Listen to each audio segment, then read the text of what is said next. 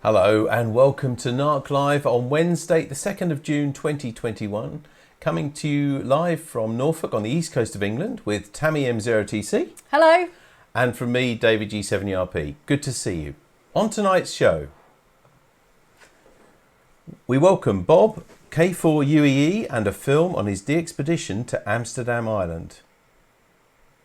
A new song to celebrate our hobby. And we find out who works from a shack like this. Only had a few entries. Any ideas? If you're watching this online now on either Facebook or on BATC, you can enter who you think it was. I gave several clues, and there's some clues in those pictures, but the one I'll just repeat to you now is, I bet his garden looks eastward. Come on, chop chop. Let's hear those entries now. But first, your news. And Roy G3ZIG sent us this and thought you'd enjoy it. It's quite catchy. It's a song. Now, we have to make sure that we've got permissions to play music and show images and videos and things like that, but we did get the permissions. It's been written by a couple of gentlemen in the United States, Alan Chance and Paul Rogers. But let's hear the song anyway.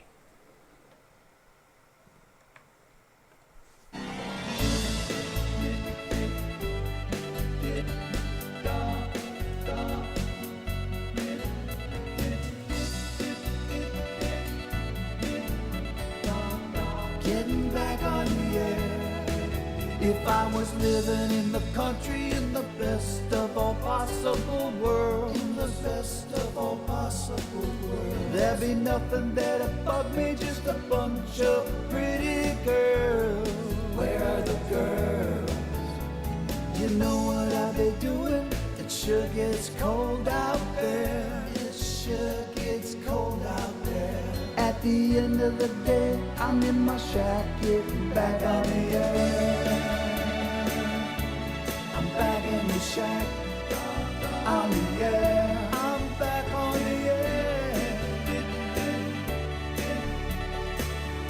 Getting back on the air. If I was in the service, stationed at Fort God knows where. At the end of my watch, you find me in my swivel chair, back on the air. If I was in prison, facing the electric chair. If I was in prison, if I was in prison, my last wish, please grant, let me back on the air.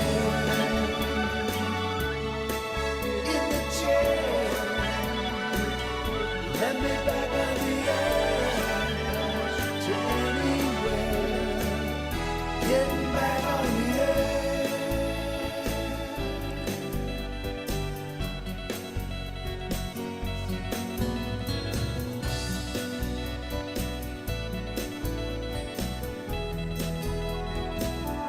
Let me back on the air, in the chair. Let me back on the air, to anywhere, getting back on the air,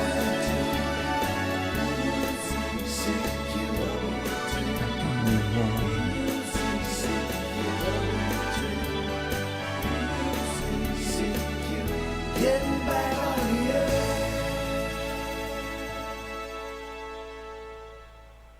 Hey. I thought that was good, you know. That was good. Didn't you? I mean, honestly, guys, I mean, you may have seen that, of course, for the first time. But I can tell you, we've played it probably 3 times now. I played it when Roy sent it to us, and then we played a technical check earlier on. I think it's catchy. I'm not quite sure. We don't have Top of the Pops now, do we? That dates me. I don't think that sort of thing exists now. But you never know. It might catch on. Anyway, it's a great tune. And thanks to Alan and Paul for letting us show it. And we'll put a link to the YouTube link where you'll be able to watch that for yourself as well in this weekend's newsletter. So have a look for that. I think you might be jigging along to it. If you could have seen a camera in here then, Tammy, what were you doing? You were having a bit of a jig as well. What were you doing? I was doing this. Exactly. Because it just felt like it needed it. Well, so, anyway. Hope you enjoyed it. Thank you very much for sending us that, Roy. Now, Bob G6PWS, now he sent us some pictures actually later today, and it's great, and thank you. We'd love you to send us stuff. The problem is we can't just show pictures without accrediting somebody with them. So if they're your own photos, that's fine, or your own drawings. But if there's somebody else's, even if you just got them off the web, we've got to accredit it, either whether it's to Facebook or YouTube or whatever. We have to go through those things because we're effectively broadcasting this program because people don't have to log in to watch it and anybody can see it. And in fact, just to tell you, the other day, about a couple of weeks ago now, we were hauled up by Time Warner, was it? Seriously, Warner Music for a piece of music that we played on a Christmas quiz in December. And it came on Facebook, and they were either going to delete the video or silence it unless we appealed it and told them that we had permission or whatever. So it is serious and we have to do it. Anyway, we love to get your stories and your videos and pictures, but please, if you send us pictures in particular and videos, tell us where you got them or just send us the link and we'll sort out all the copyright with them. Anyway, Bob sent us some pictures. The only one I managed to find a copy of online so that we can credit it was this one. Have a look at this. Now, this is what you call a car aerial. Isn't that fantastic? Now, that's a Discovery, Tammy. And what car do I drive? Well, so is are you it going all to right? put something like that on your roof? Well, I just wondered, would that be all right with you? Well, I won't ever drive it. That's okay. Perhaps that's the goal. It was actually from the 2009 Southeastern VHF Society conference in the US. But look at that, and that's for real, guys. That's not something, because in fact, if you look just in front of it, you've got a satellite truck there. But I saw there were some other pictures of other cars, but none with that sort of amount of aerials on them, Yagis and everything. And I imagine that drove along. You'd have to at least put some red flags on that, wouldn't you? Yeah, I thought the vehicle in front actually looked like the Ghostbusters wagon. Oh, yeah, it could be. Anyway, it's good, great. And there we are, w4dex.com.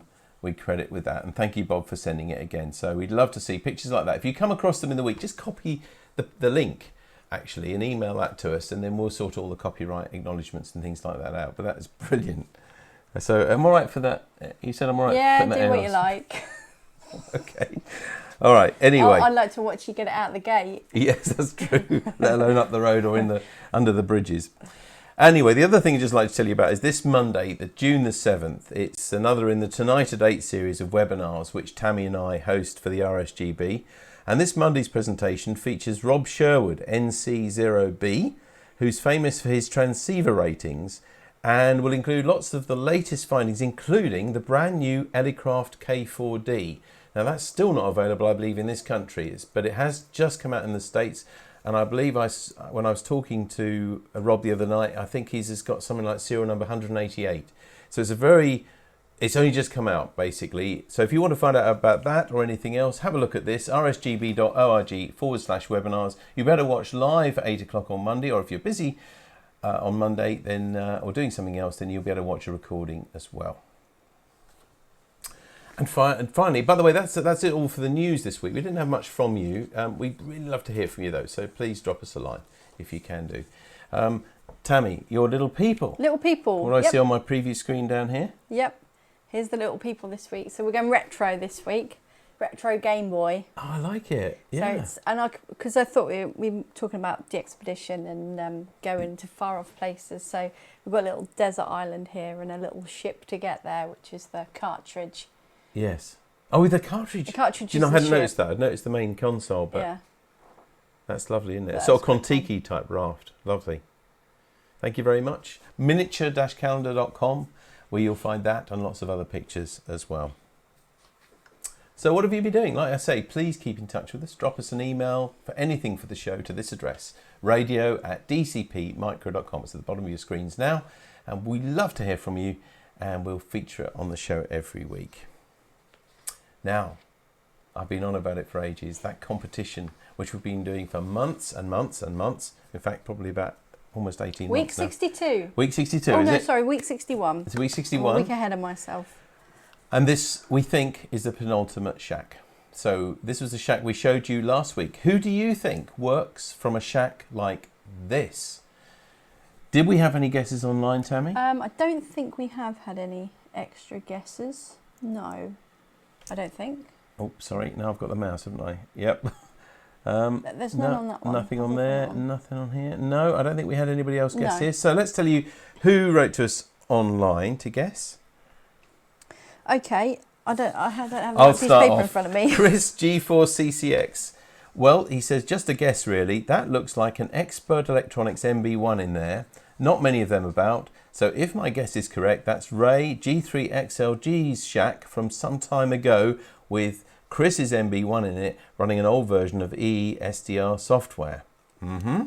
Sunny M0SYW, would it be Paul G3SEM? As long as it's not an old photo and my memory of who won the President's Cup is correct. Oh, you see, we said there were several clues there. Have a look. There is a trophy there in the corner.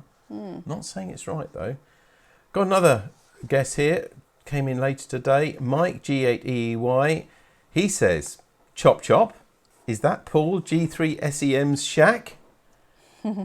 So, let's see. Tammy, reveal whose shack that was. I can reveal it is Paul G3SEM's It shack. is Paul's shack. Look at Excellent. that. Lovely, neat and tidy shack. I bet it looks like that all the time as well, not like Yeah, mine. probably. Brilliant. Thank you very much for sending that in, Paul. You have the honour so far anyway of having the penultimate shack, because we have just one more in our vaults. If you know different though, we really are there now, because we're now going to show you what we think might be the last shack. So, who do you think works from a shack like this? Now, I'm not going to give any clues at the moment. Very well known member of the club. Several little clues I think there, kind of. Haven't shown it There's before. a Morse key. There is a Morse key, but there's also a couple of microphones. There's a thing on the right there for assembling things like we did in Radioactive a few years ago. Several antenna switches, so I've got several antennas. Who do you think works from a shack like this? Drop us an email, as always, by 3 p.m. next Wednesday to this email address. It's radio@dcpmicro.com. As always, we'll put that picture of the shack on our Facebook page and in our club newsletter this weekend. And you've got till 3 o'clock next Wednesday to let us know. Also, you have until, well, no later than 3 o'clock next Wednesday to let us know who, send us a picture of your shack if you haven't already done so. Because otherwise this is going to be the end of the competition and we're going to start something brand new the next week. So this is your chance. But we've done really well, I think, to do 62. Did you say it'll be 62 weeks next week? 62 next week. 62 shacks. Fantastic, guys. But if you've wanted to send your shack in, please do it now. Anyway, before we get into our main event tonight, and our guest is waiting for us, let's just tell you a few things that are happening on at the club next week. On Sunday at 7 p.m. on GB3NB, it's the GB Tourist News with Mike G4DYC reading the news for us. On Monday the I've got the date wrong here. Never mind. On Monday, I'm sure you know, it's the next Monday. 7th. 7th. Thank you very much, Tammy. It's the Monday Night Net hosted by Steve G3EVA, and the subject for this Monday is what's the worst vehicle you have ever owned or driven? Possibly that discovery with all those aerials on it, but anyway. So that's the subject for the Monday Night Net at 7:30 on GB3MB. 8:30 is the 80-metre CW Net. And next Wednesday, here on NARC Live, I'm delighted to tell you, because it's very topical at the moment, it's all about 6 metres, the magic of 6 metres, with this gentleman, Chris Deacon G4IFX, who's the chairman of the UK 6 metre group. And we met him for the first time on the RSGB convention last year. He gave a fantastic talk there, and he's going to give one especially for NARC next week. Now, if you've not tried 6 metres, it really is one of those interesting bands and interesting modes that you can do with it. As someone told me, it was kind of in between between HF and VHF. It was, and it kind of had some of the advantages of both, especially if you get good conditions. And at the moment, there's a lot of ease about, and you can get fantastic conditions. So we'll be finding out all about that from Chris next week here on NARC Live, 7:30. That's about it, almost it to tell you, except to remind you that we have this card, which we are happy to send to anybody. It's our Norfolk Amateur Radio Club card. If you know anybody who wishes to be cheered up, celebrates a birthday or other celebration, just let us know the name and address on an email to this address, and we'll be very happy to send it to us. And if you don't know it already, we are the Norfolk Amateur Radio Club, and if you'd like to find out more about us, you can see this address, this web address. Go to here. It's www.norfolkamateurradio.org. and you'll find out all about the club and other things to do with the program on there. So we're round to tonight's special event.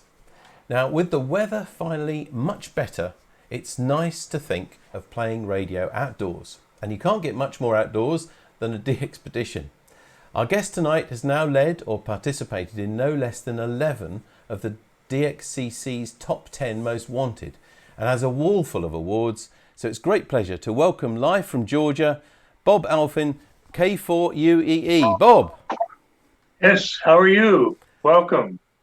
Yeah, it's good. First of all, I want to thank you and Tammy for the invitation to join you and the club broadcast. I'm very impressed. In fact, I've made some notes about some ideas that I may have for our own much smaller Zoom calls that we do. I really love this idea of who works from a shack like this. You know, we've got about 200 members in the Southeastern DX Club, and if we could get 40 or 50 pictures of their shacks, we could keep ourselves busy until the sunspots come back. So, again, thanks for the invitation. I'm delighted to be here. It's a pleasure, Bob. It's a pleasure. And I'm glad that we've given you a little bit of inspiration of things that you could do in your club as well. When we started this, as everybody, we never expected the world to change as it did. But we just came up, I think after about a couple of weeks, we came up with this idea of a competition, who works from a shack like this. Over here, there was a TV show many years ago called Who... Was it? Oh, Through the Keyhole, that's right. And the catchphrase was, who lives in a house like this? And we just changed it around to who works from a shack like this. And we sent a couple of shacks from friends that we asked at first, and it's gone on ever since. And as I said, this was the 60-second shack that we're about to show, and we're about to finish the competition. But anyway, it's lovely to see you tonight, Bob. Now, we're going to show your video very shortly, but first, can you give us a bit of an introduction about your DXpedition to Amsterdam Island? Yes, I'd be happy to. First of all, I think probably this is well documented in the video itself, but I think the most difficult challenge that we had to face on this DXpedition is the 9-day sail from Perth, Australia to Amsterdam. And then, of course, the 9-day sail back from Amsterdam Island back to Perth. So 18 days on the Indian Ocean. And the good news is that when we got there, we found that the crew of 20, the Frenchmen and a couple of French ladies that were there, were just excellent hosts. And I think you'll see in the video a number of instances where they're just showing us all kinds of hospitality and serving us some of the finest meals I think I've ever had on a DXpedition. I don't know if you all are familiar with MREs, meals ready eat, but that's what we have oftentimes. But this was totally different. We had lobster about every other night, for one thing. Well, anyway, you'll see it on the video. The thing that I'm most proud of on the video series that I've made on a number of DXpeditions is that I try to tell the entire story in the video itself and answer many of the questions that I can anticipate. And I'm always delighted to have an XYL or a spouse come up to me and say afterwards, you know, I've seen a lot of these videos and slideshows, and I never enjoyed them particularly well. I'm not licensed. But this one was interesting because of the animals and, you know, the background and the discussion about the place itself, and not so much about the radio. So anyway, I think you're going to find this interesting on a number of levels. The way this is set up, I'm sure you know, is that at the question, there will be a question and answer period after the video is completed, and I look forward to that. Thanks very much. Sit back, pop some popcorn, enjoy the video. Thank you, Bob. As Bob just said, you'll be able to ask questions at any time during the video, although, of course, some of your questions may be answered later. So whether you're on BATC or Facebook, if you're watching this live, then please ask questions and we'll read them to Bob later. But without further ado, let's have a look at the video of the DXpedition to Amsterdam Island.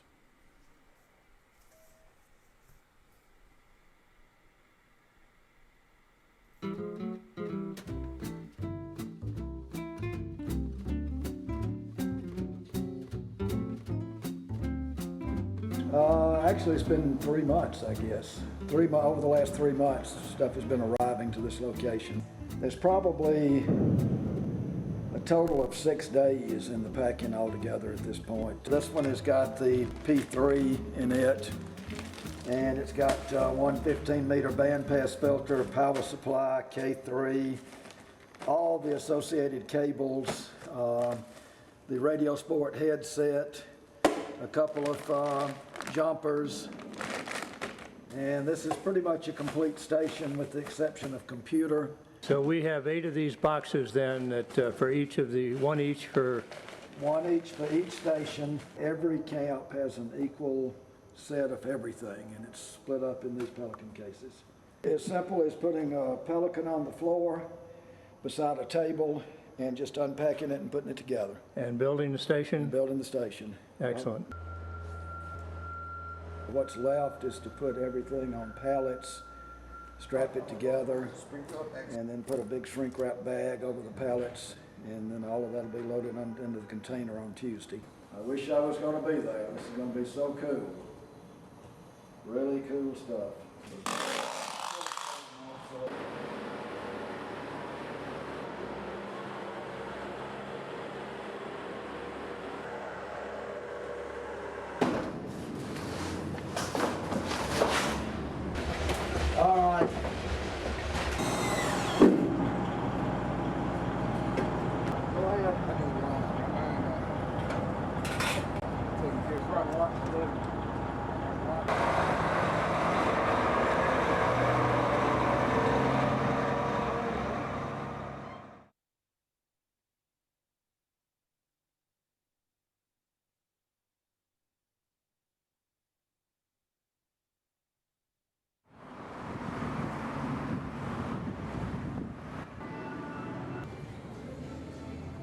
I think that we ought to be talking about the antennas needed for Jerry's wedding.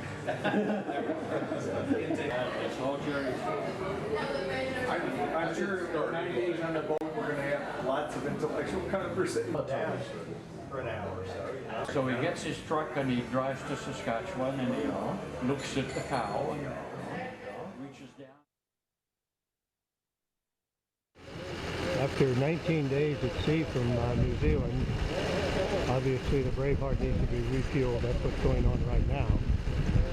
This is Tuesday, the 14th in Fremantle, and the process will go on a little bit longer. Nigel and others are at the grocery store now to replace the food that's been consumed in the last almost 3 weeks while the Braveheart transited from New Zealand. And then tomorrow morning we bring our gear aboard. We've got 4 or 5 hours to get accustomed to the boat, find out where all the sharp points are. And the current plan is to depart on high tide about noon local time. That would be Wednesday, January 15th. Obviously what you're seeing here are tower sections. These are aluminum towers, lightweight, that we are borrowing from our VK6 friends here in the Perth Fremantle area. So we've got 30 of these 10-foot sections. The plan is to have 10 antennas, monobanders, 5 at each of the 2 sites. So they'll be up on 30-foot towers. They'll be monobanders. They'll be pointed towards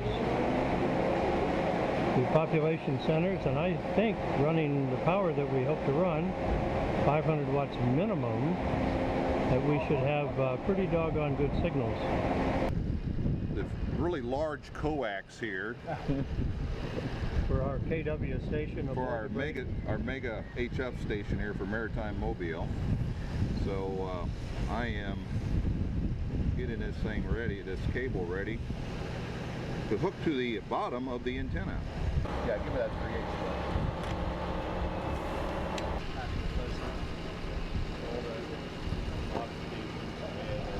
A little bit more about the landing for those who weren't here. I see this as people and gear being placed in a Zodiac. The Zodiac will then go to the pier. If there's gear in there, there's a crane that will come out, catch the bag that the equipment is in, lift it onto the pier. Accidents, they don't happen by chance. There is no such thing as being at the wrong place in the wrong time. When accidents happen, they happen because we provided everything for it to happen.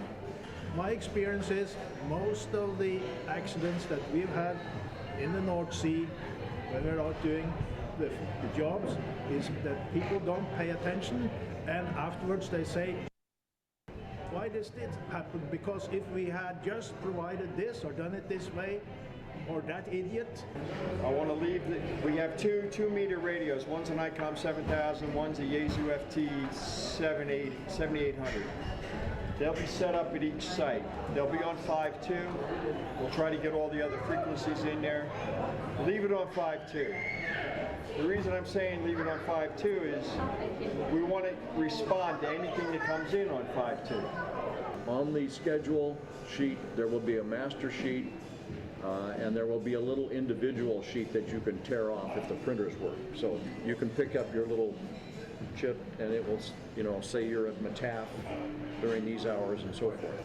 On the schedule, it will indicate the band, the mode, and as far as the mode goes, it will be sideband, CW, RIDI, or choice.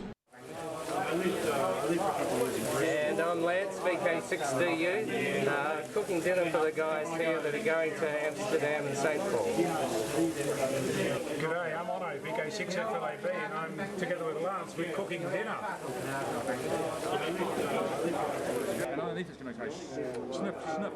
And on the back it's going to say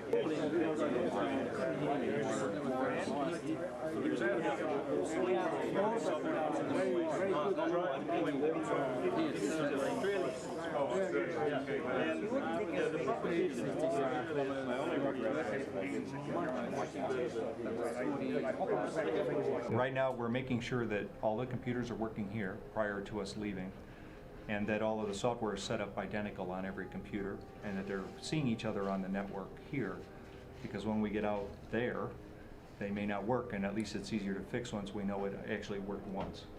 Right? Right. Right.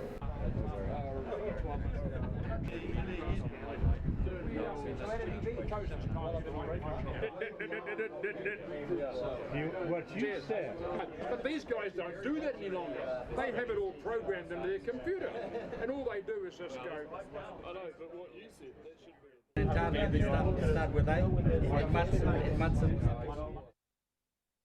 The thing you're going to use the most of while you're on board, and it sometimes can be the most difficult thing to understand, is the toilets. So they are the bane of existence on most vessels, and this one we're getting it better and better as the years go by. If you're going to be prone to seasickness, start taking drugs now.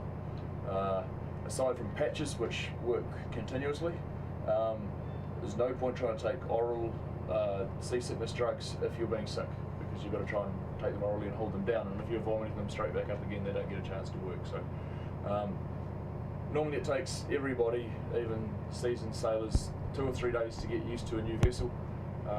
So if you take some prophylactic drugs for that period of time, it helps, it knocks you out, puts you in your bunk. Your body gets used to the motion of the boat while you're asleep, and you wake up a couple of days later and you're feeling much better. So if you're sitting here at the dining room table and you're in the corner like Neil is at the moment and you're starting to feel green, don't wait until you feel that pressure at the back of your throat before you're trying to move, because it's too late. If you hear this alarm bells, there's no other sound on board that sounds like it.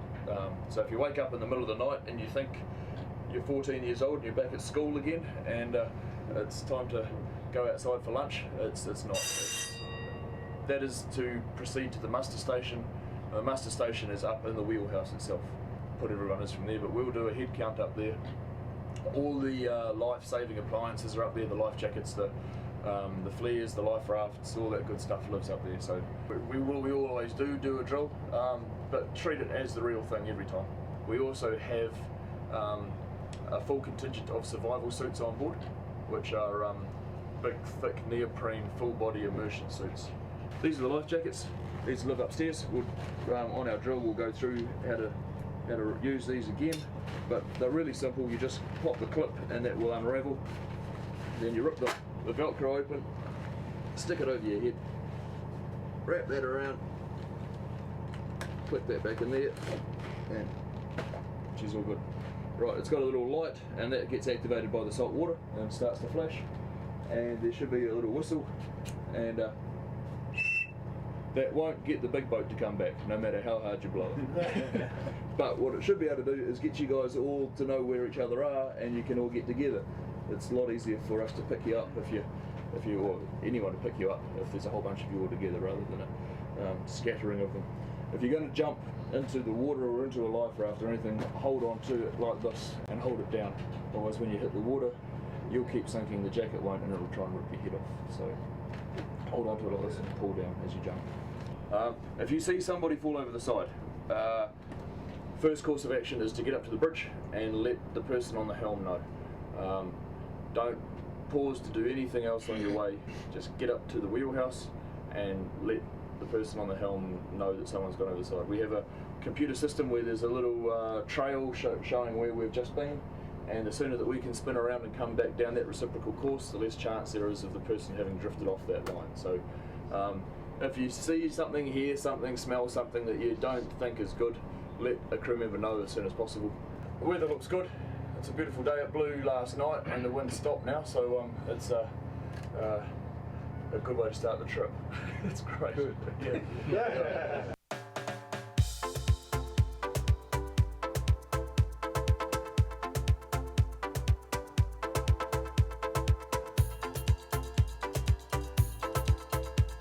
Going through your mind right now?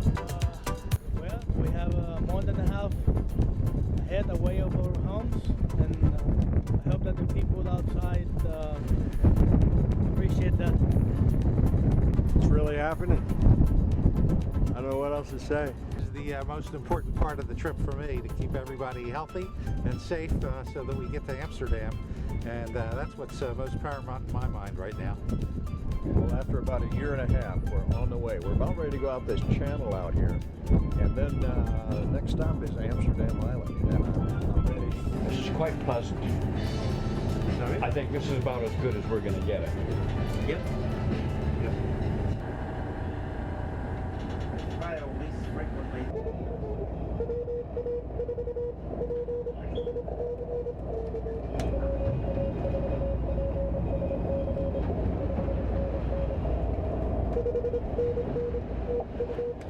So Bob, you're working stateside? East Coast, West Coast, everything stateside, long path. On what band? 20 meters. 20 meters.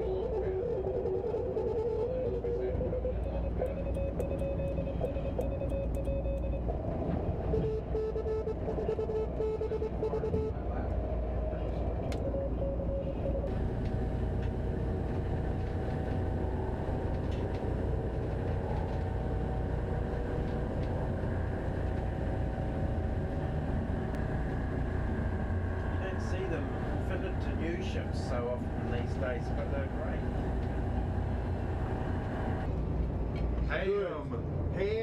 Ham, slaw, potato salad, beets. Sounds good. Delicious. Very good. Yep.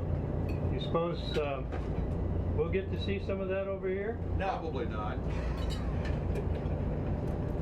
Good luck. What's left? You're not going to eat all that, are you? Sure. Bob, you're sitting at the wrong table. What else is new?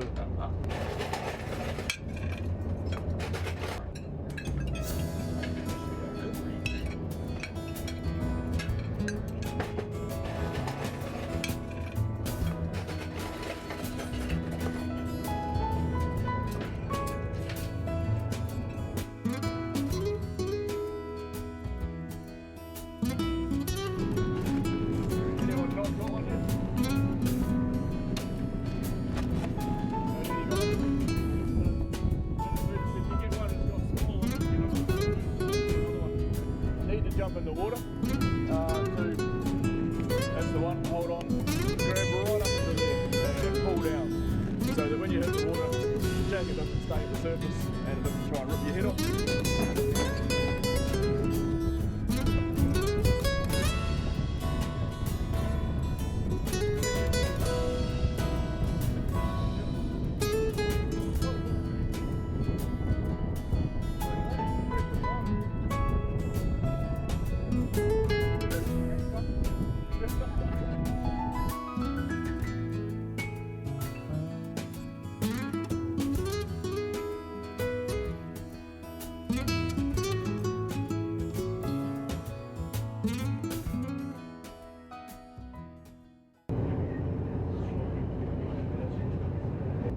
Craig, what are conditions? Who are you working?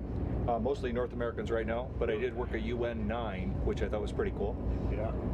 So you're on 20 CW? Yes, 20 CW. Long path or short? I think the East Coast guys are working this long path, and I heard echo on the the UN station. Right. So it was probably going both ways. But the West Coast US it's on direct path. You know, it's like solid, very solid signals. So it's, and they're spreading themselves out very nicely. How cooperative. Yeah, very nice. We noticed that everyone was starting to get a bit lively, so Charlie thought it'd be a good time to feed you up with some heavy cholesterol. And yeah, heaven forbid we stay lively. yeah, Yeah. Tell him hello. Jay, the head No. What's up? DES Barry.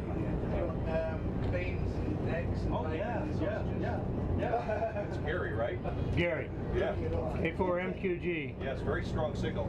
He is president of the Indexa. Awesome. Yes, Super nice. absolutely. Glad he checked in.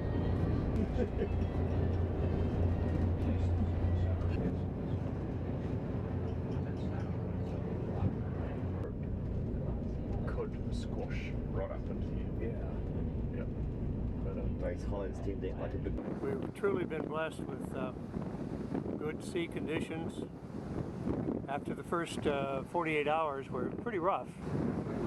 It's been a good ride, but this is the best yet. Just gentle swells and virtually no waves.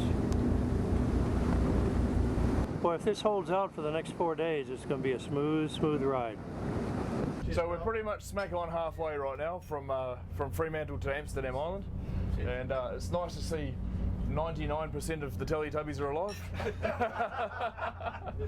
There's only one cabin. I think they're holding hands down there. I did have a chat to them.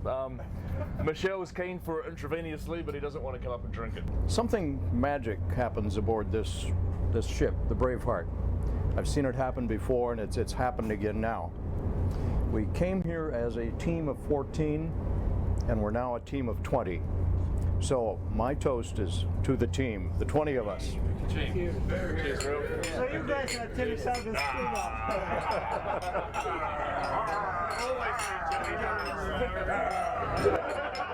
You promised me? Probably just about as choppy as we've seen them, I think. Yeah, coming from all directions. Yeah. Come together and really raise us up and smack us down.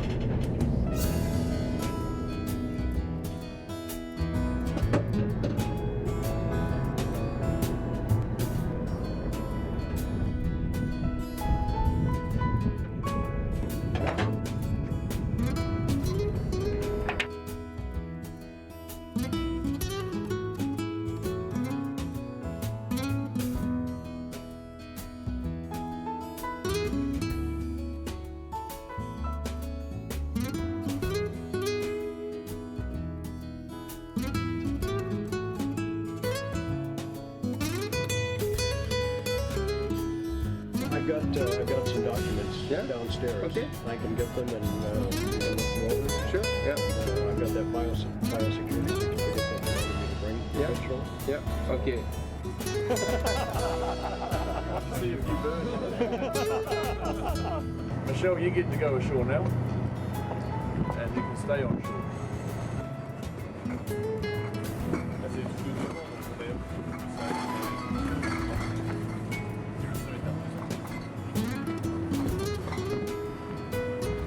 Curious about what our motivation is. Yeah. These guys just like going to foreign countries.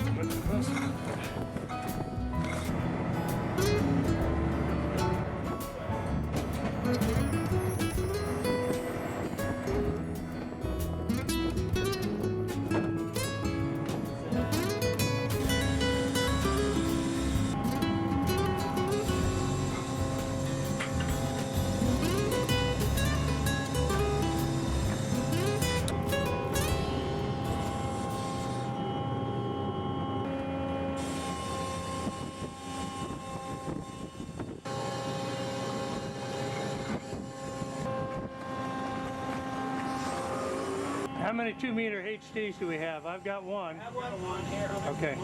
Okay.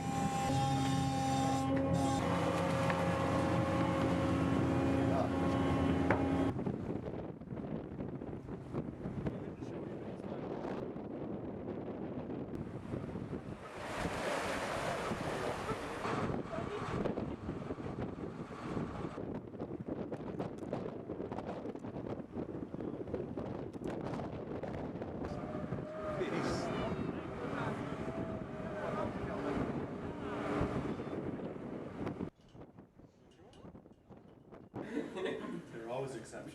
Yeah.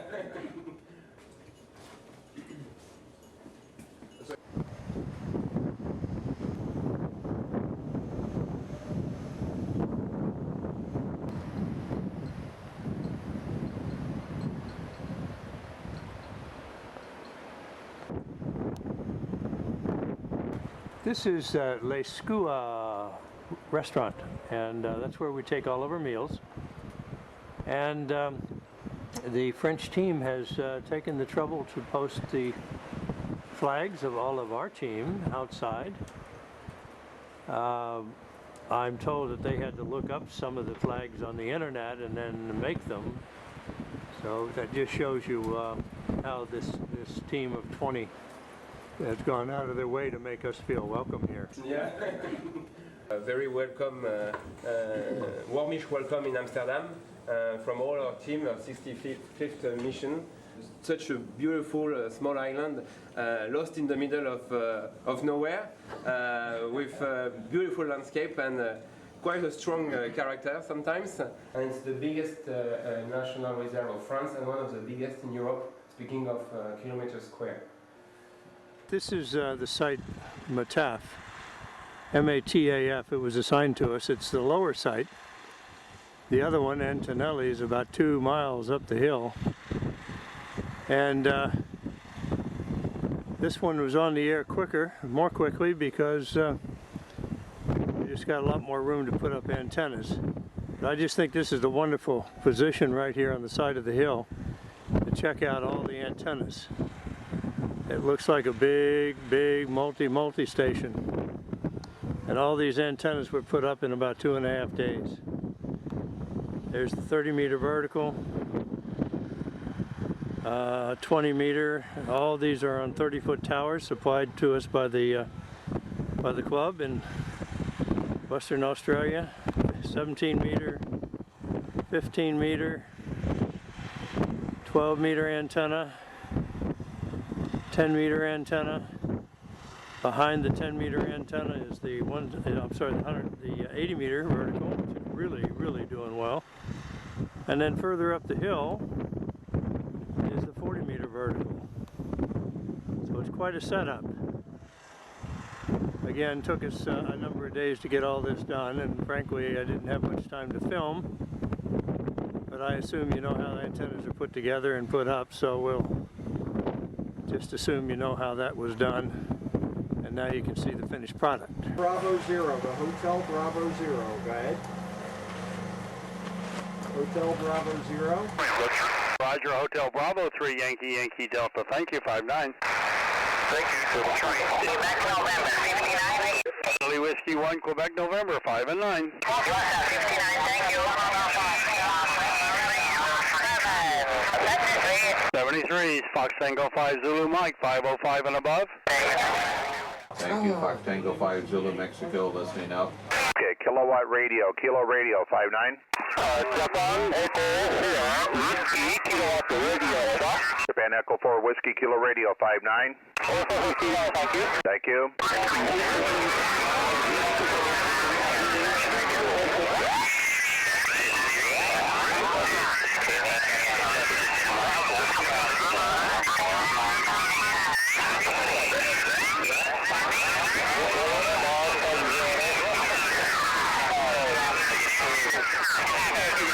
Okay, November Zanzibar, November Zulu 59. Okay, November Sierra Lima 59. Okay, November Sierra Lima, what is the prefix? USO, Japan 0, November Sierra Lima, thank you. Fox Tango 5 Zulu, Mexico, listening up.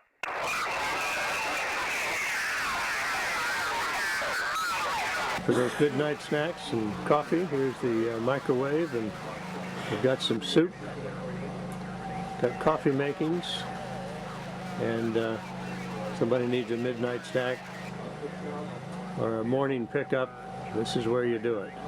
Of course, when we turn the microwave on, we got to turn one of the amplifiers off.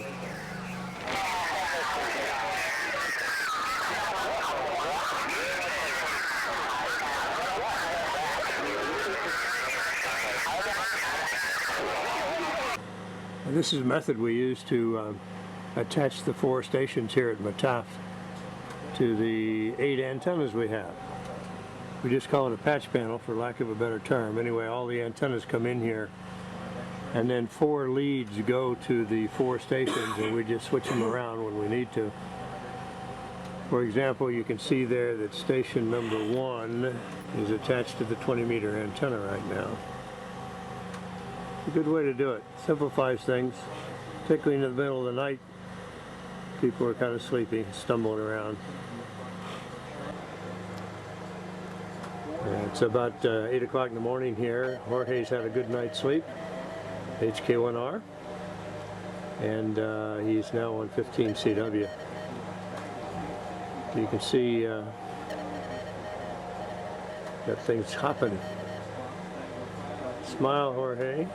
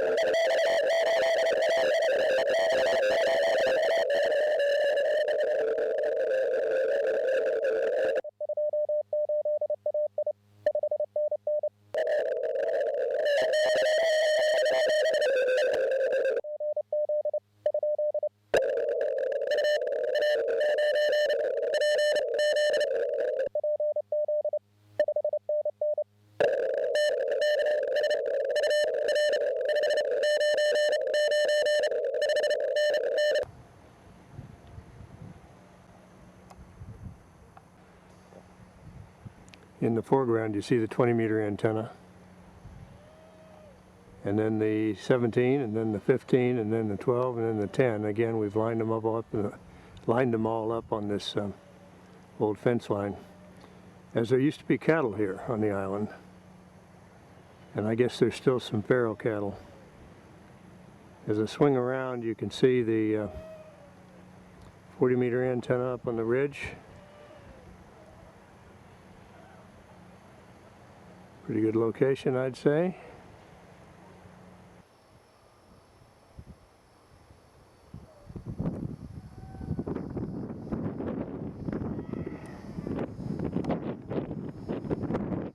The 80-meter.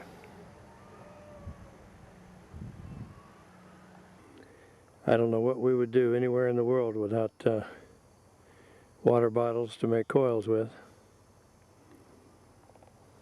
A lot of happy folks in the 80-meter log. That's the antenna that made it possible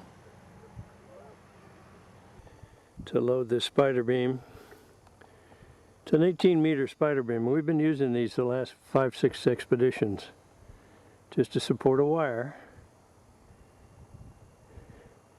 Easy to put up, quite strong, never had a problem, never had a failure.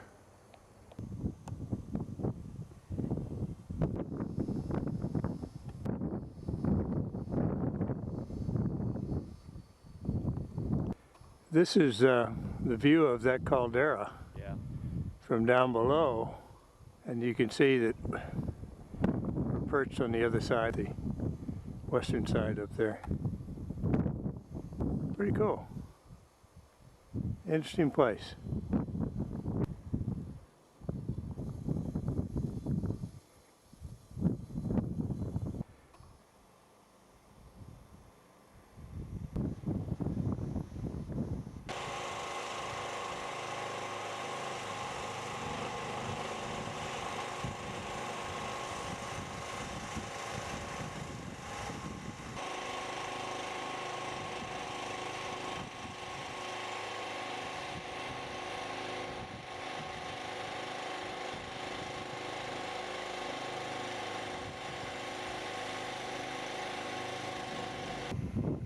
This is the fuel dump, and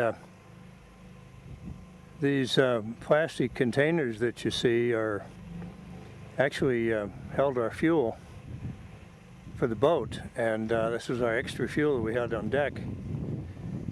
And so they were emptied, of course, and now they form kind of a containment for the barrels of gasoline that we're using. And this is one of the things we had to do to satisfy the French as to environmental concerns about a leak of gasoline. It's a good solution, I think, typical of the Braveheart crew. This is the 160-meter antenna at Antonelli, which is our QTH up on the side of the volcano. And it's a combination of about 60 feet of tower and another 30 feet of spider beam pole, so it's 90 feet tall. And the first time we put that on the air, we made 500 Qs. I've got the duty tonight at antenna, and several receive antennas are all mine, all night on 160. Looking forward to it. As you can see, it's kind of crowded in here. There's 4 stations all crammed together. And what we do is we take a 24-hour shift up here because it's a pretty good hike. So 4 people come up every morning for 24 hours. 4 people go down in the morning and sleep most of the day. And this is January 31st. We got another 12 days to go. And I won't be home until the 25th of February. So just thinking today, wouldn't it be nice to just have Scotty beam me up? Go home, say hi to Mary.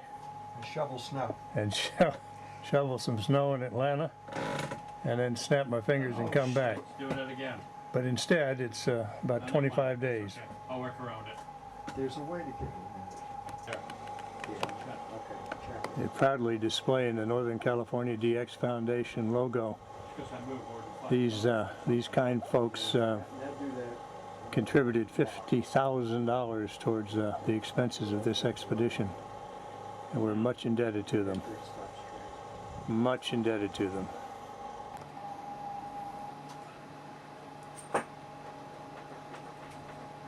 $10 meters was open to the States late into the evening, and then we went 40 all night. And you've been up here 24 hours? Yep. Yep. And operated for? 23. Maybe 24. So how are you going to get down the hill? One step at a time. Bingo. Calling CQ on a dead band earlier yesterday produced absolutely nothing. But then 12 meters opened up and I was going solid for I don't know how many hours until the band closed last night. And I don't know how many Qs I made, but it was a lot. Yeah. So from that standpoint, I'm happy. And you probably got 2 hours rest? In total, yeah, likely. Yeah. But it was fun, and that's the main thing. That's what we're here for. Right.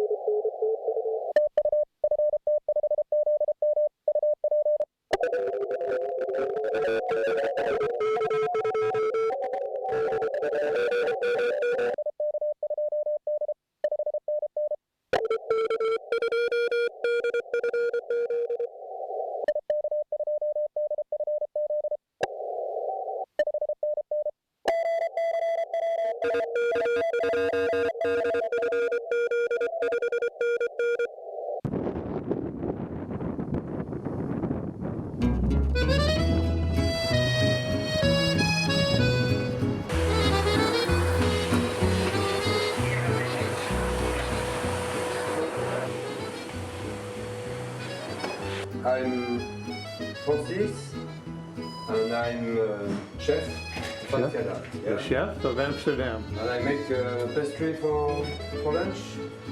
Is feuilleté with fruits rouges, red fruit. Also the cheese. Yeah. Many different types of cheese every day. Yeah, I think 14 or 15 different cheeses. Yeah. Somebody told me that the budget for the cheese is bigger than the budget for the alcohol. Yeah, it is. Isn't that amazing? Yeah, it's true. Yeah. The French like their cheese. With wine, of course. With wine. Yeah. Of course with wine, absolutely. So today for lunch, yes, we're having couscous, lamb, chicken, and vegetables. Yeah. Those of us that are not on the night shift somewhere, either up at Anatelli or here, will gather about 7 p.m. local time here at the bar. Merci beaucoup.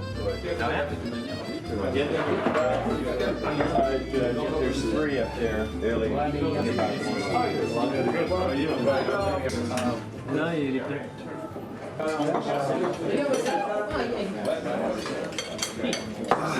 Bob, you can't be showing them what we've been eating, man.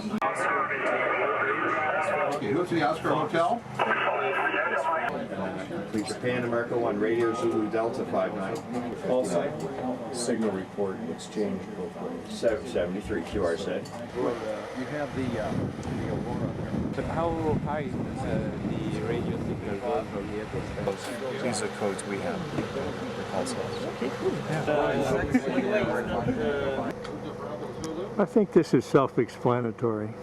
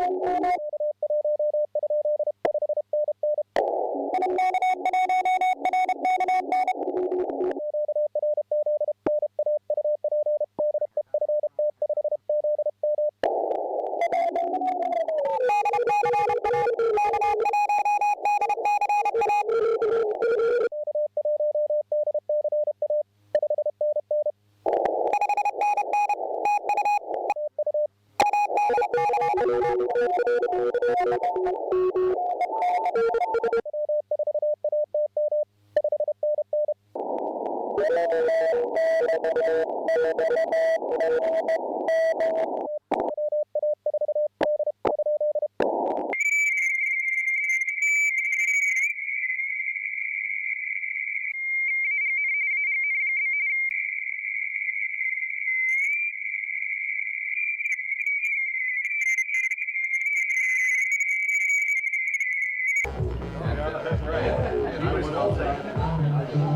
100,000 Qs, and you know, this is really good because we did it early in our trip. I think we've probably exceeded our expectations so far, but none of this would really have been possible without the team here. Yes. And that's what we are. We're a team. We work together. And joining our team, you know, are all of these folks who've been our wonderful hosts for while we're here. With their magnetometer and everything else.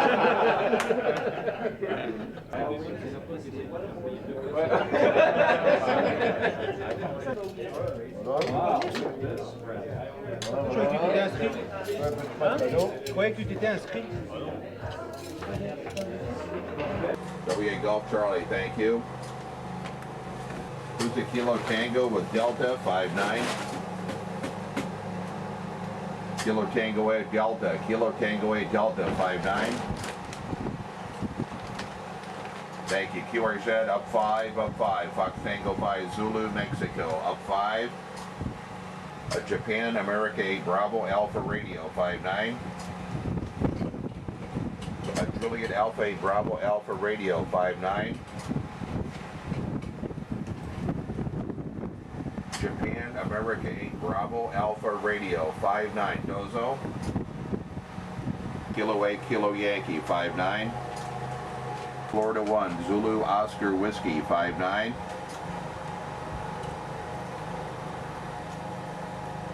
Okay, Japan Foxtrot 1 Zulu Oscar Whiskey, thank you. Fox Tango 5 Zulu Mexico, listening up. It's about midnight, and this is our last night before we start taking down this particular station. There's 4 of us here tonight. Andy and I are still operating. 2 guys are sleeping, and one of the Braveheart crew is also sleeping.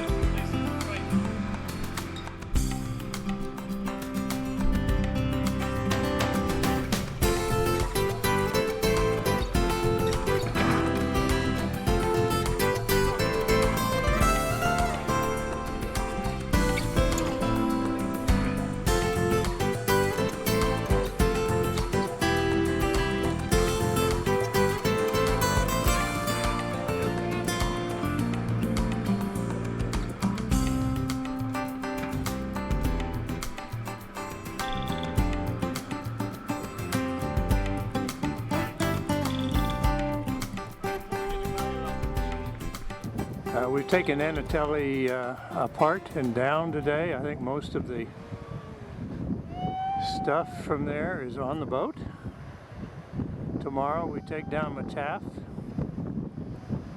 and there's a chance we're going to be leaving tomorrow night. That'd be a day early.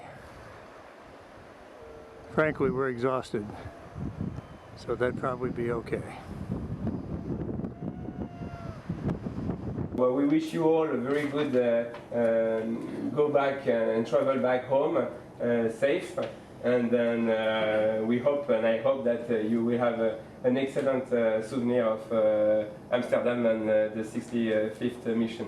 Something will happen when you leave, because during those 3 weeks our way of life did change, and we'll have to go back to a more calm 160-some thousand contacts. There are thousands and thousands of people around the world who now know more about Amsterdam, about Taft, and what a special place this is. We will never forget you or this place. Well, today is departure day, but we seem to have a problem. It's a big problem.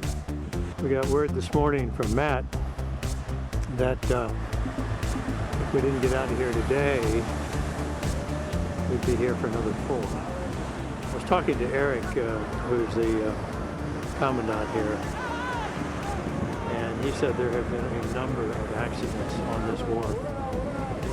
And when Mary and a friend comes here on their regular visits, they prefer to use the helicopter. So now we see why. It's been pretty calm. I mean, our landing was without incident, simple, safe. So we'll see.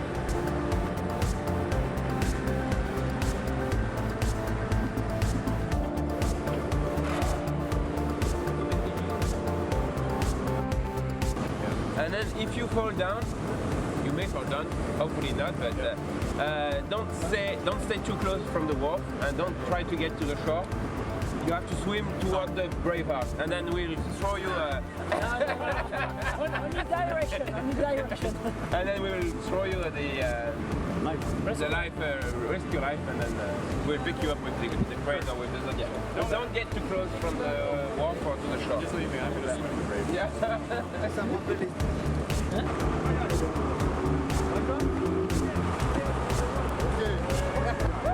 One more, Neil. Go. Just wait.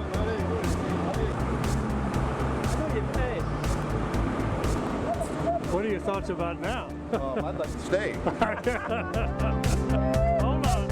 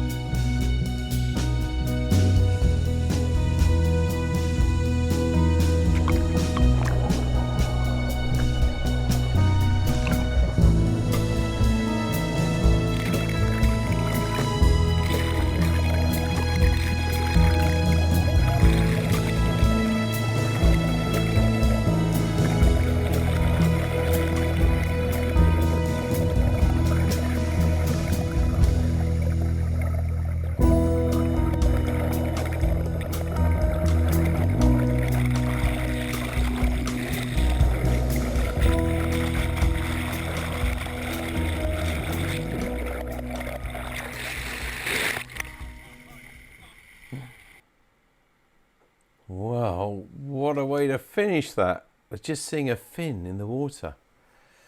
Well, we're now going to go back to Bob and find out some of the more inner stories of the things that weren't actually maybe on that video.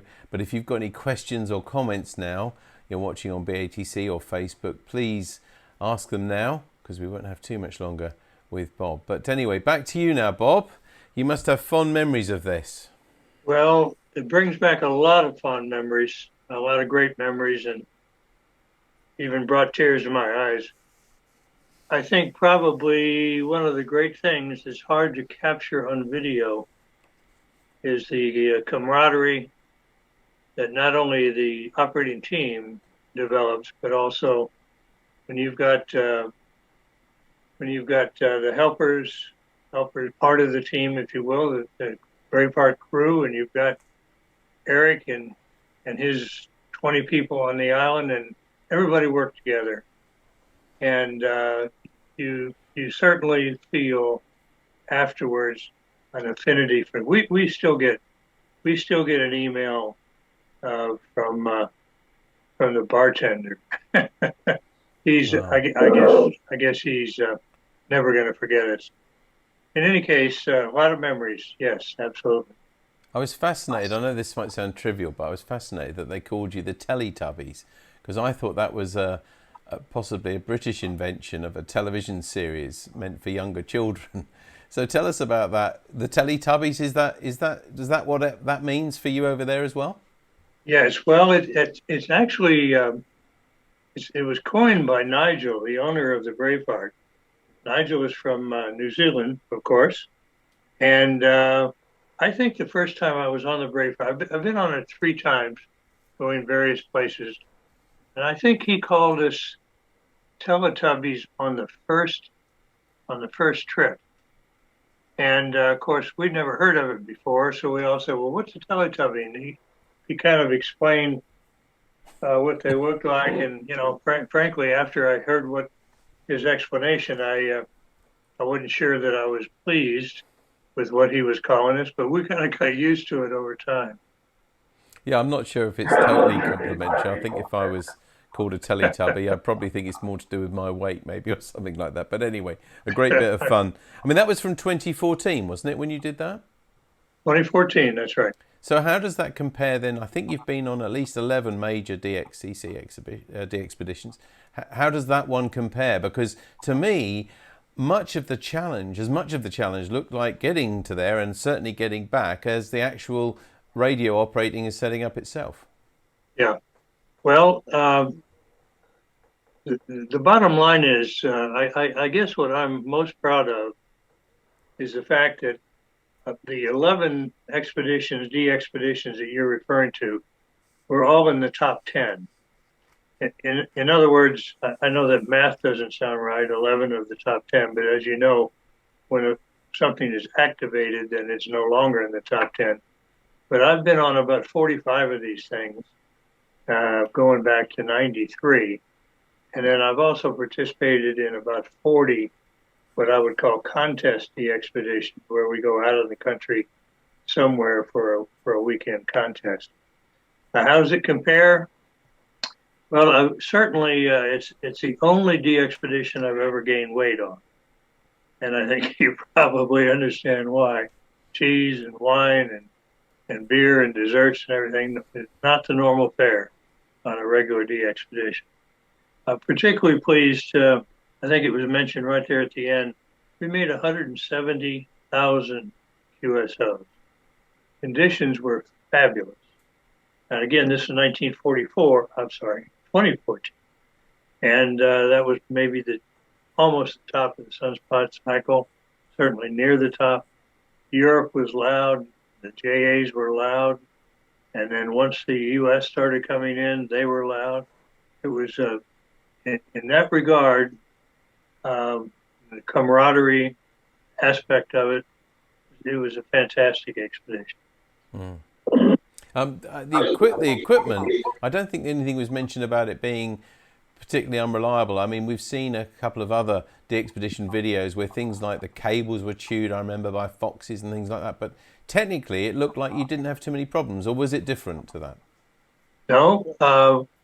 we were using Elecraft K3s, and we had some OM amplifiers, and we didn't have a failure of any kind that I'm aware of. The only thing that happened of any consequence is that there's some monitoring equipment that's on the island, and before we moved the 40-meter station up the hill to Antonelli, we were interfering with this monitoring equipment, and Eric was getting emails from all over the world saying, "Are you having an earthquake?" And of course he said no, but let me see if I can get this fixed. So we found out about that and just moved the antenna, about 1.5 miles up the hill, and that took care of it. But no equipment failures that I recall. The antennas were all monobanders, except for the verticals that you saw in the video. We were lucky in that regard. No problem. Yeah, no, clearly it's a very expensive thing to do. I mean, I saw that you mentioned there is a $50,000 contribution from the Californian DXCC organization alone. So, unless I missed it, and I apologize if I did, how much did that DXpedition actually cost? Well, I've got some slides that go through all of that, how much it costs and how the costs were allocated. And the other part of the equation, of course, is where the money came from. It starts first and foremost with the team. My rule of thumb has always been the team will put up 50% of the cost, and then what I call the DX community, which would be like Northern California DX Foundation and Indexa and German DX and other foundations would put up as much money as they could afford, or they felt that the expedition was worthy of, and then we'd get also a lot from DX clubs and individual investors. I say investors, but I guess they are investors in many ways. Bottom line, the total costs involved were about $550,000. Wow! And of that, each of the team members, there were just 14 of us. I try to have 20 because if we've got 20 people, we've got more money. But those 14 people each put up $20,000. And when it was all said and done, and we looked at the revenue, if you will, that came in from QSL cards and contributions up front, I was able to give about $5,000 back to each of the team members. And usually, if I'm not one of the co-leaders, and I wasn't here, Ralph was a single leader on K0IR, but I was the fundraiser and the chief financial officer. So I've got those numbers pretty close, I think. I also gave some money back to Northern California DX Foundation. I gave some money back to Indexa and some back to, I think it was German DX.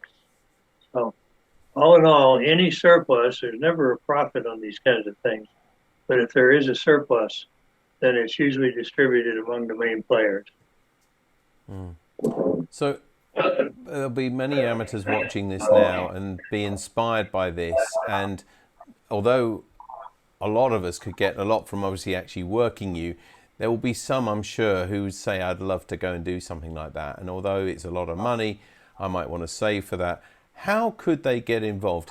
Is there a list? Is there an application? Or how does somebody put their name down on a list to be considered for a DXpedition? That's a good question. And it is kind of hard to kind of break into DXpeditioning. And I don't know if you noticed, I don't know if you've seen any of my other videos or not, but they're available on www.k4uee.com/DVD. That's a shameless plug, I suppose. But that's all right. But the bottom line is somehow or other, you've got to break into it. And I've always recommended that somebody build a ham radio resume. And now, if in addition to that, you've got some special skills, engineering skills, antenna skills, you're a medical doctor, or even a good cook, that kind of thing should be put on the resume. And then when you see a advertisement or an announcement of a DXpedition that's being planned, contact the organizer and explain to them that you would like to be on the DXpedition part of the team. You don't expect to operate that much, or you do expect whatever, but you don't have to operate. Sometimes that helps you get onto the team, particularly if you've got another talent of some kind that would be beneficial. Yes, I guess that must be one of the big considerations if there's a talent which someone can contribute to the team. You must have to consider all things like the obvious ones, first aid, and then when it comes to the technical abilities, I guess, an antenna expert, maybe an electronics expert, although I don't suppose you do very much at component level and something like that. But yeah, fantastic. We have just put a link actually on the screen for everybody at home if they are interested in any of your other DVDs. Bob, we're coming to... That's all right. I mean, Bob, we're coming towards the end of the time. I just want to leave the final question, and I don't know the answer, excuse me. So, what's next for you? What's the next project? Well, that's a good question. And I think about that every day. Of course, we were the first to try to make it to Bouvet, and that's failed because of the losing the engine on the vessel that we had hired. Since then, I've been on a couple of fairly easy expeditions. I've been to the Australians, I've been to the Marquesas, and frankly, I think that kind of expedition, which doesn't require a lot of planning, a lot of fundraising. These things typically take 2 or 3 years to put together, but you can get on an airplane now, fly to Los Angeles, and 6 hours later you're in Tahiti, and 3 hours later you're in the Australians. You're staying in a nice hotel. You've got room service, and you flew in rather than boated in. I think probably I'll be 77 later this month, and I think maybe those type of expeditions are still in my future, but I can't really see myself doing any of the more daring, difficult expeditions going forward. And it makes me very sad because, again, just watching this video here, it brought back so many memories, and I'm gonna miss that kind of camaraderie and the fun that we had. But maybe on a smaller scale, maybe a different kind of expedition. There's still pilots. There's still people that need contacts with these various places. So maybe that's the role I'll play going forward. Indeed, Bob. Well, I could tell you something, although it may not be as much consolation as being part of a DXpedition. This video and a lot of the other ones that you've produced as well are certainly going to inspire other people to go on something like this and to do it, and to give all of us as well those fantastic, unique contacts that they bring. Yeah. So, Bob, we want to thank you ever so much for tonight. It's been a real pleasure not only to see the film, of course, but actually to share the real moments with you to introduce it and to tell us about what it was like. I must just ask as well, by the way, it did say the cameraman was okay at the end, but the camera was a write-off. So, I mean, presumably what happened is the wave just got him and just knocked him over. Is that right? Yeah, I was the cameraman, and it knocked me over, and I dropped the camera.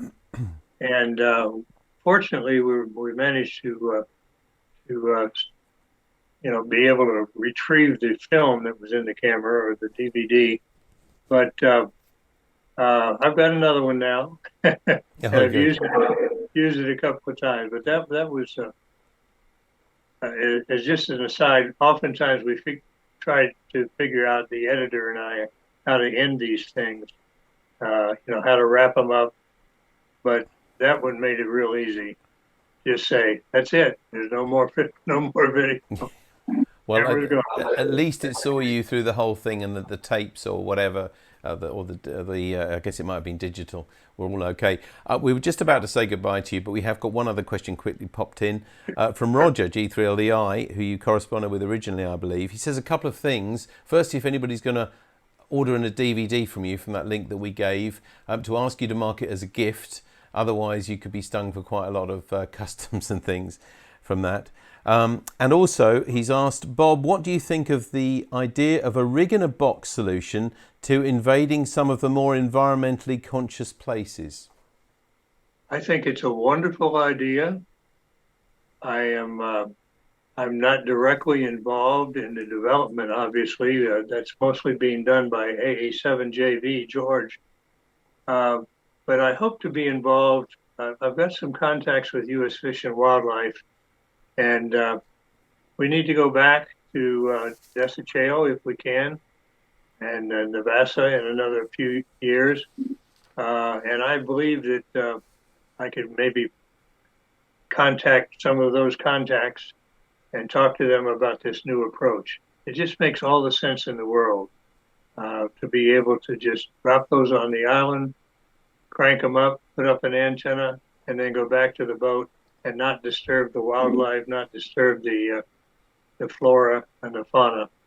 And I think it's going to result in a lot of difficult places being activated. Yeah. Well, I'm sure that the technology there is going to help a lot of things, you say, as well as making more inaccessible places possible. As you say, it will help a lot the wildlife and everything as well. Bob, we've come to the end of our time, but we really want to thank you once again for both giving us permission to show your video in entirety, and also for sharing all of your experiences and for the inspirations that you've given people in the past and that you're going to give, I'm sure, future generations as well. Yeah. Bob K4UEE, thank you very much. Well, thank you. I appreciate the opportunity. Everybody take care. And you, Bob. Thank you. Take care. There we are. That's Bob K4UEE. Thanks very much to him, as I said, for both letting us show the film and for introducing it and telling us more about the inside story of that DXpedition to Amsterdam Island. But that's about it for NARC Live for today. We'll be back again, of course, next week for NARC Live. But meantime, just to let you know what's happening on the club, on GB2RS News on Sunday at 7 o'clock. Monday, the 31st of May. It's not 31st of May. I told me about it. The 7th of June. It's the Monday Night Net. What's the worst vehicle you've ever owned or driven? And at 8:30, it's the 80-metre CW net. And then next week, here on NARC Live, the magic of 6 metres with Chris Deacon, G4IFX, who is, I told you, is the chairman of the UK 6 metre group. That'll be a wonderful talk. And if you haven't been on 6 metres yet, it's not too late. And there's some wonderful openings. I saw some of the comments on Facebook on BATC, people saying they've had a lot of fun on 6 metres. So if you're a bit frustrated on HF or VHF, 6 metres could be the one. So join us next week on NARC Live. But I think that's... No, oh, yes. There's John actually said that there was a contest this weekend. Oh, okay, a 6 metre contest. A 6 metre contest this weekend. Summer contest. From 1300 Zulu. Which is 2 o'clock BST, June the 5th to Saturday. 1 o'clock Sunday. It's a 6 metre contest, so I guess if you Google that, you'll probably find out more details about that. Thanks very much for sharing that, John. And thanks to all of you for your contributions. Don't forget to keep us in touch with what you're doing and let us know. Drop us an email with those pictures, stories, or anything that helps make up this programme. But thank you very much for joining us. And so from tonight, from Tammy M0TC. Goodbye. And from me, David G7URP, thanks for joining us. Take care. Bye-bye.